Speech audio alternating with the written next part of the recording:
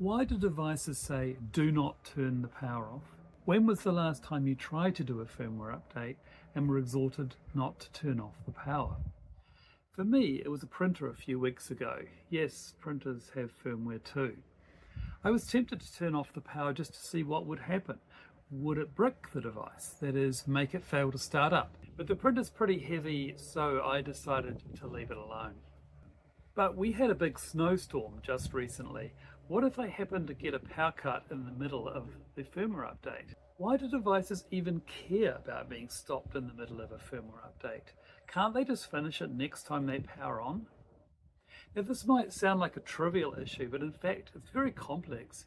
For now I'm just going to focus on a few key points. Many devices load their firmware from a fixed location on a flash memory device, a little bit like a micro SD card. Let's say that the device loads its firmware from a flash memory starting at sector 1000 and ending at sector 2000. So to update the firmware, the device writes new firmware starting at sector 1000, and if the power fails halfway through, it might only copy half the firmware. At this point, looking at the flash device, the first half contains some new firmware, but the second half still contains some of the older firmware. This means that when the device powers up again, anything could happen. It might boot normally, it might display gibberish. It's unlikely to print 100 pages of Scottish poetry, but you never know. If you think about it for a bit, you can see that updating the only firmware copy is just not safe. There's no guarantee that the right operation will finish successfully.